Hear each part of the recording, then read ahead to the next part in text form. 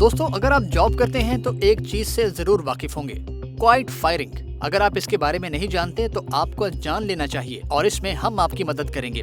जरा सोचें, कभी आपको ऐसी सिचुएशन का सामना हुआ है कि आपको ऑफिस की अहम ईमेल्स में मार्क नहीं किया गया, वही ईमेल्स जिनमें आपको कभी लूप में लिया जाता रहा था।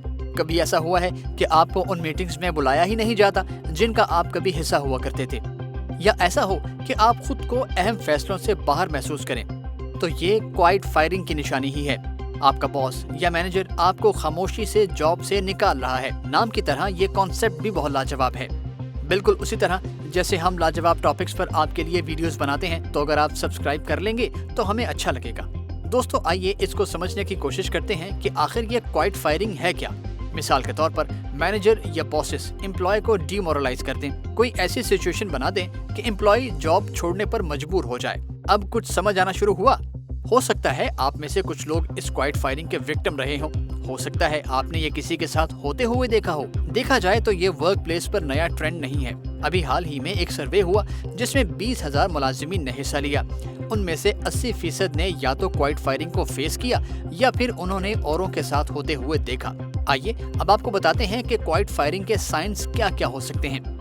दोस्तों, पहला साइन है एम्प्लॉय को फीडबैक नहीं मिलता या फिर उसकी तारीफ नहीं की जाती, हालांकि वो एम्प्लॉय अपना काम पूरी ईमानदारी से करता हो या शायद ज्यादा ही करता हो, लेकिन बॉस या मैनेजर उसी काम के लिए दूसरों की तारीफ करते हैं। दूसरा साइन है एम्प्लॉय का सालाना सैलरी इंक्रीमेंट 3% या उससे भी कम हो, चाहे उस एम्प्लॉय ने अपने टारगेट से ज्यादा ही काम किया हो, उसके बावजूद बाकियों को अच्छा रेज मिल जाए, लेकिन उस एम्प्लॉय की ब्रैकेट वही 3% वाली हो।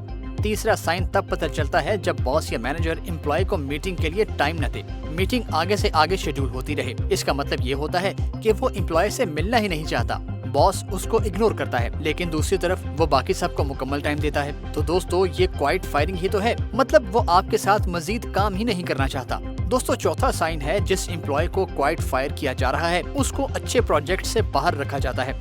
ऐसे प्रोजेक्ट्स जिनमें वो एक्सपर्ट हो, उसका ट्रैक रिकॉर्ड भी अच्छा हो, लेकिन वो उसके कॉलीग को दे दिया जाए।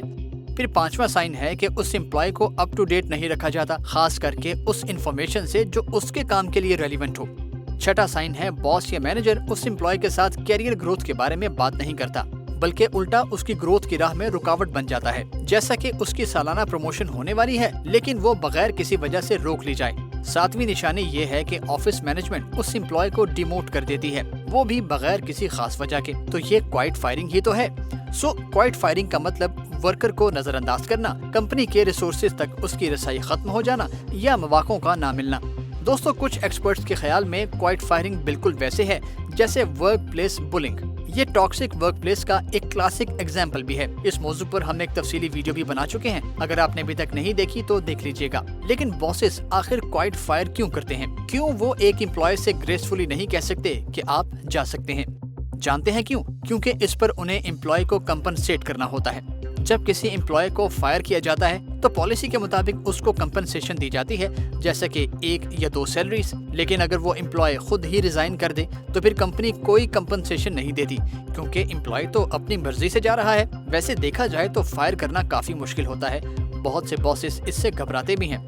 तो ये बेहतरीन तरीका समझा जाता है कि ऐसी सिचुएशन बना दो कि एम्प्लॉय खुद ही रिजाइन कर दे। दोस्तों, आखिर में एक अहम बात, हमेशा मैनेजर या बॉस ही कसूरवार नहीं होता। कभी कभी एम्प्लॉय का एटीट्यूड प्रॉब्लम भी होता है, उसकी परफॉर्मेंस भी खराब होती है, वगैरह वगैरह। तो बताइए, क्या आपने कभी क्वाइट फायरिंग देखी या महसूस की?